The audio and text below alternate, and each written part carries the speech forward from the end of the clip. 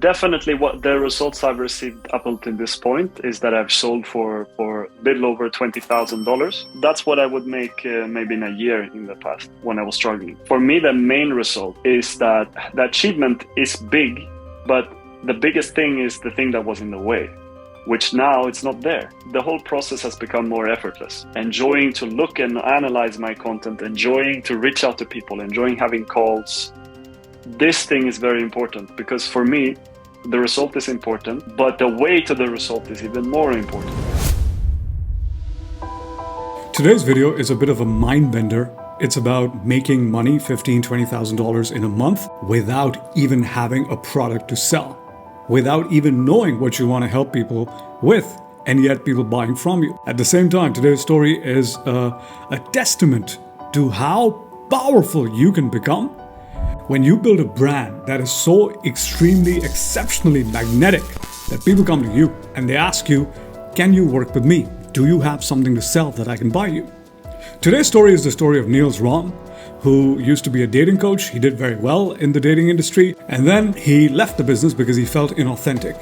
And for 2 years, Nils spent essentially making no money at all, moving from job to job, trying to find himself, trying to find what makes him authentic.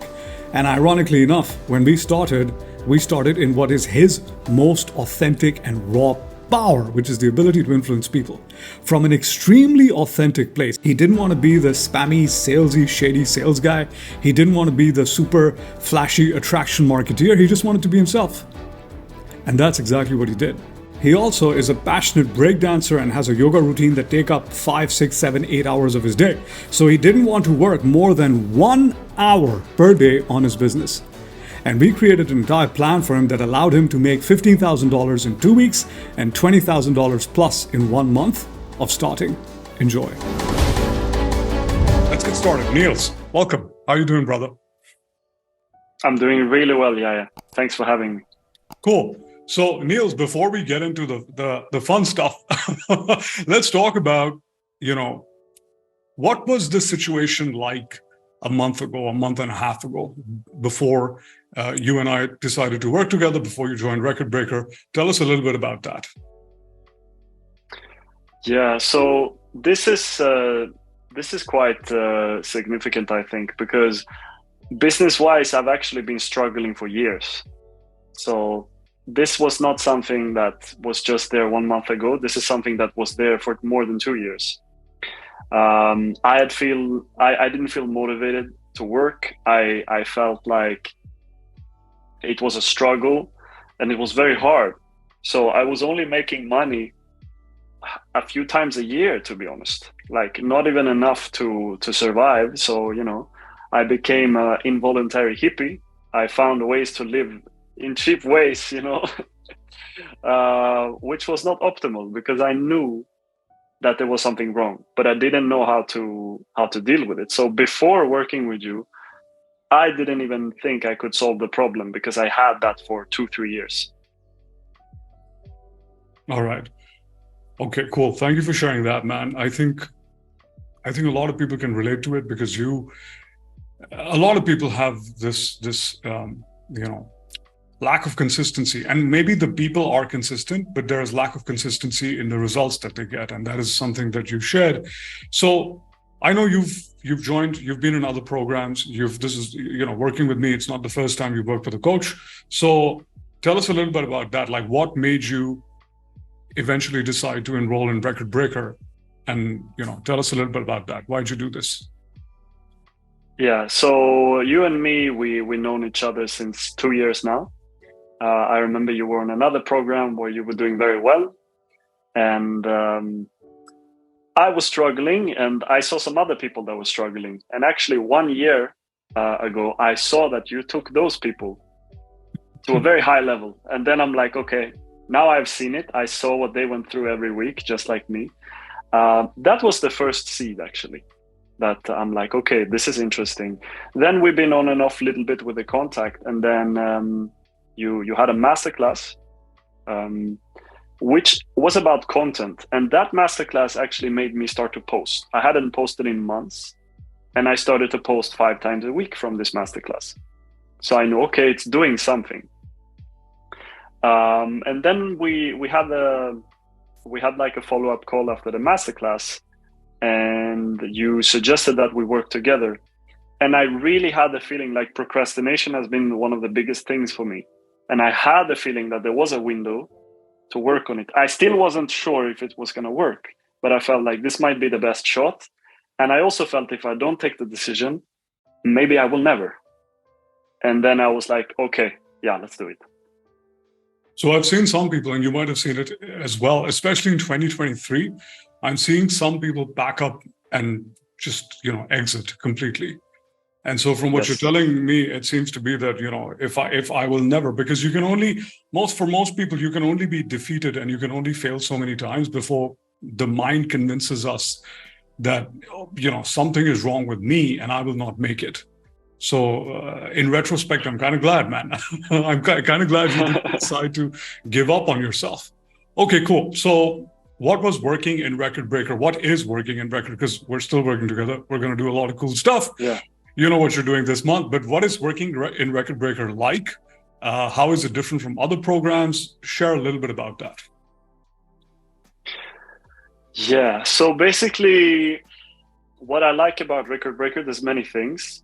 But one of the main things is it's tailor-made so that it's not like you have this system and everyone follows it. It's more like we talk about how we want to work.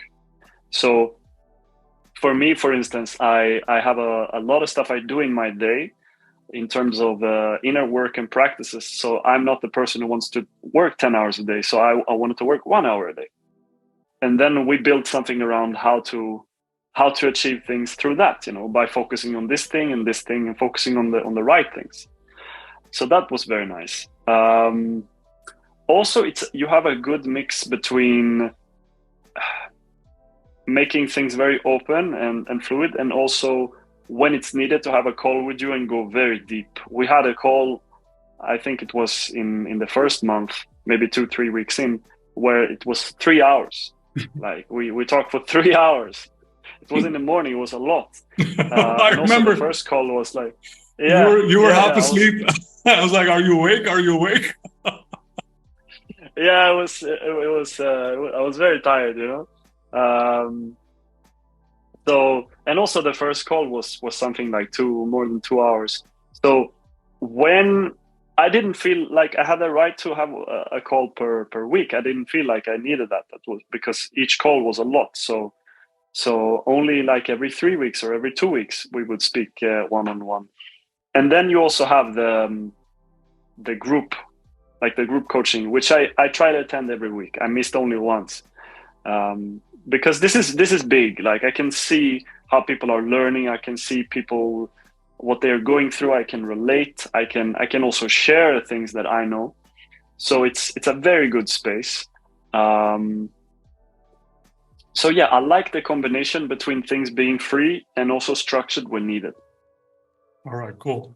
So I think the audience don't know this. I know this about you, the 2 hours and the 3 hour calls. And because you said that, I remember when you told me, Yaya, I just want to work 1 hour a day because, some people are, some people are not. You happen to be very self-aware of your patterns and the things, your blocks, and you flat out said to me, procrastination came later. In the beginning, it was just, you said, yeah, resistance. There's resistance towards. And I said, and what people might not know is that you do 3 hours of yoga, and you've done that for God knows how many years, 5 hours, and you do 3 hours of breakdancing every day. And so, and I'm not surprised that you work with high achievers and high performers, because that is the nature of a high achiever and a high performer, to sort of dedicate themselves to a mission and achieve it. And yet you said, Yaya, I know I'm doing, I'm spending so much time in these things, but for work, there were other things that were preventing you. And so you've sort of now we're on the tiny thing, which is procrastination, compared to resistance, for example, because a lot of people have resistance, whether it's towards creating content or sending a DM to a person or, doing anything for their business. So thank you for sharing that. Now let's talk about the results, the incredible results you achieved when you texted me. Yeah. $25,000 done, working only 1 hour a day, or 50. Back then it was 15,000. I think that was your first 2 weeks. You made 15,000 in your first 2 weeks. So let's talk about the results. What results did you experience? Yeah. So definitely what the results I've received up until this point is that I've sold for a little over $20,000. And that has been big for me. I mean, that's the most amount. That's what I would make maybe in a year in the past when I was struggling. So that was a big thing to make it in a month or a little over a month. But this would never have come if this resistance wasn't dealt with. Like, I cannot explain in this video what I'm surprised I'm still here coaching, because the last 2 years, 3 years was rocky, because I had the resistance and there was so much and I didn't know how to deal with it. For me, the main result is that even though it's still there to some extent, it went from a 9 and it's a 2 today. It's a 2 today. And this is significant because we had this conversation, you and me as well, that for me, it's not so much about like starting to achieve more. It's more about just removing what's in the way, and then achievement comes naturally to me because I'm used to having a lot of activity, being focused and working. So for me, the achievement is big, but the biggest thing is the thing that was in the way, which now it's not there, because I have dealt with these emotional patterns and I've faced these things and I worked very consistently, 1 hour a day, but very consistently. And this is the only thing that was needed. So yeah, it's hard for me to explain. People don't understand. I struggle with something intensely every day for 3 years. And now in 1.5 months, it's not there almost. That is huge for me. Yeah, man, you're right. Although Record Breaker is clearly a business program, but I am personally very proud of the mindset aspect of Record Breaker, because, like most people who haven't made the money think that as soon as they make the money, they'll be a different person. And yes, there is a bit of an identity shift. But the moment they make a little bit of money, all hell breaks loose in their mind, and all sorts of paranoias pop up, all sorts of weird relationships with money pop up, all sorts of sabotage mechanisms pop up, and so on and so forth. So I think that's bigger than money, honestly. All right. So I wanted to add something more about the result as well. So obviously, the whole process has become more effortless. So getting the result has become more effortless, and enjoying the work, like really enjoying to put out content, enjoying to look and analyze my content, enjoying to reach out to people, enjoying having calls. This thing is very important, because for me, the result is important, but the way to the result is even more important. Yeah, and that has become a very good path. That's a wonderful point, man. I say to you guys all the time, but that remember, if you're going to be doing this in the long term, if you're going to be scaling, you have to have a good time. It has to be fun. If you hate it and you are forcing your way, because a lot of people, especially high performers, we can force our way to anything and we can achieve it. Yeah. Right? And then we hate it, or we hate ourselves, and then sabotage sets in. People don't get it, but the only thing that is sustainable is something that's fun. Otherwise, resentment creeps in. So thank you for highlighting that. And I'm glad that we talked about mindset, because for some reason people think mindset is different from money, whereas they are exactly one and the same. All right. So these were the results you experienced. How have these results, let's say, impacted your life, your business, and how have they changed certain opinions you had, or how have they influenced what you now think you know about building a business, growing a business, being an influencer? You are an influencer, being an entrepreneur. Yeah, so there were many things in like, I had insecurity in business because I was struggling, and I was maybe questioning myself if I was capable. And this is gone out of the window, because I understand now that it was just that I didn't take the right actions. So now that I am taking the right actions, I'm not even worrying so much about when the result is coming, because I know the result is just reaping the fruits of watering the plants. And I know how to water the plants now. So I'm not the personal insecurities of me is not in my business anymore. And this is true with the people I coach, everyone I reach out to, and even the future plans I have for the business. It's strictly like a business thing. So that has impacted my life a lot, because I think a lot of business owners, they make this mistake that they put themselves and their insecurities into the business. And then now they have problems because business is going like this. So now they are going like this. Whereas my business is going like this and I am like that the whole time. Or even like this. Yeah, absolutely, man. You are very right. I know we've talked about this in the group calls. I always say that your business is a reflection of the insecurities that we have, and all the weird stories we tell ourselves about who we are and who our parents were, and this, and why this was and that was. And invariably, our business becomes a playground for our fears and our traumas and this, that, and the other. And so that's why it's so extremely important to sort of deal with it and separate the two. The business should run as a different entity and the individual should focus as a different entity. Too many people are too dependent on the last sale they made or how much they closed last month at. But another thing, Nils, I think is important here to highlight. I remember you telling me, Yahya, I now have clarity on exactly how to get a lead, exactly how to create content which converts the lead, not just random content. We talked about, content is the masterclass we connected on, and then take that conversion on a sales call and close it. What most people, unfortunately, they're guessing. It's a guessing game to them. Like, okay, let me try making this content. Maybe someone will like it.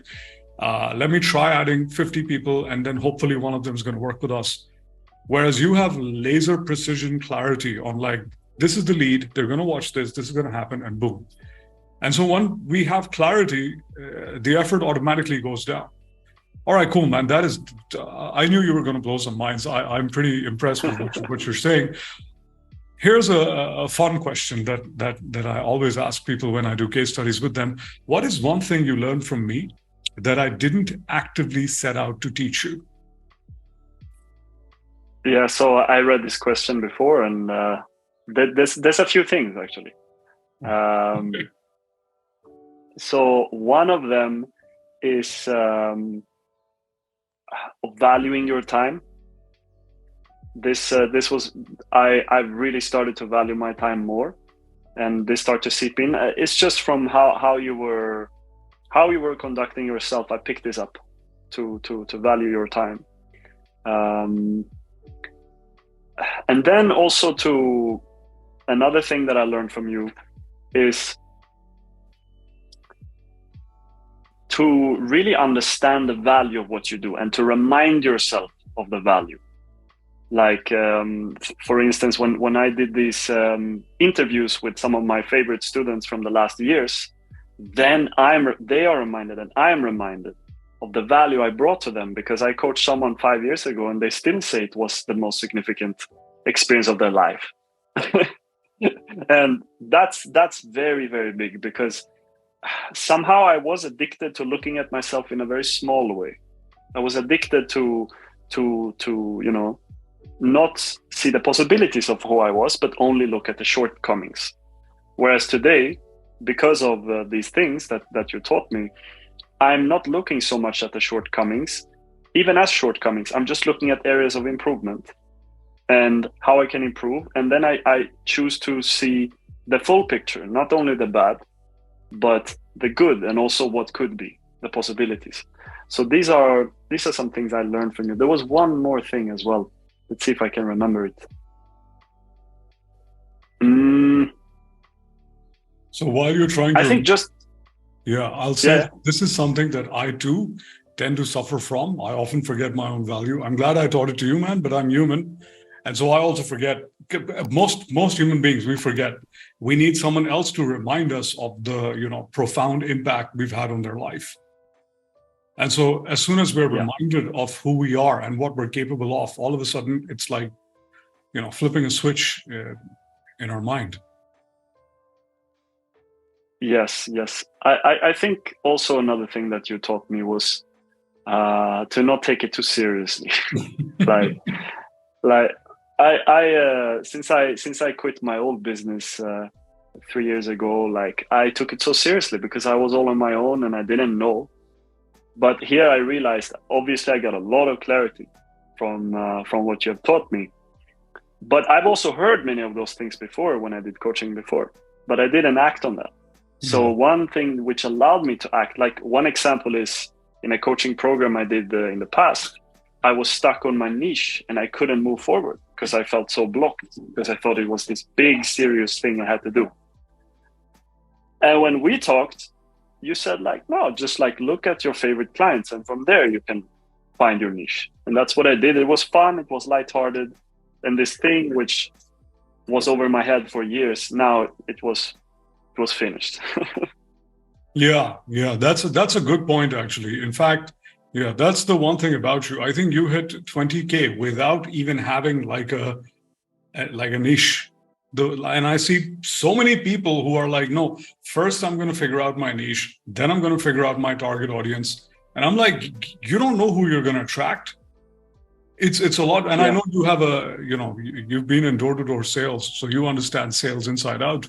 But most people get hung up on the wrong thing.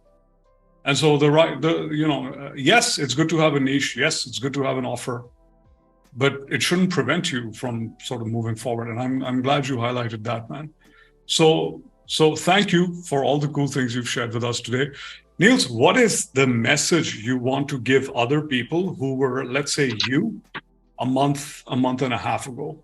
There's lots of, especially in 2023, man, I'm seeing, I don't know if you've seen this or not, but I've seen people give up, back up, go home. Either they've been hurt or they've been scammed or they just didn't, things just for whatever reason didn't work out for them. And as you know, and I say this very transparently, marketing is a process of trial and error. We do a certain thing, we see what works, we do more of what works, and we stop doing what doesn't work.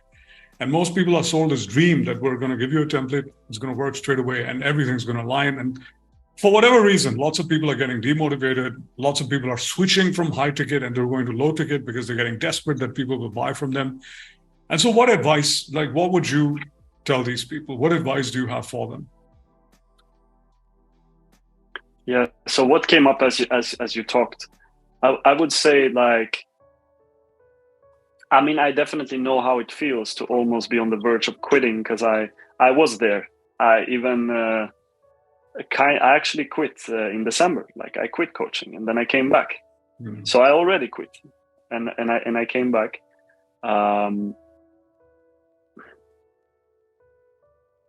I think,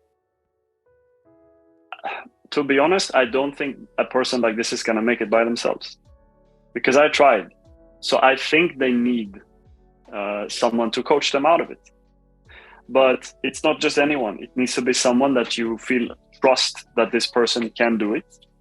And even if you still don't believe you can do it, if you have trust in this person, you give the authority to that person and then they can help you. That's how I felt what happened between us, for instance.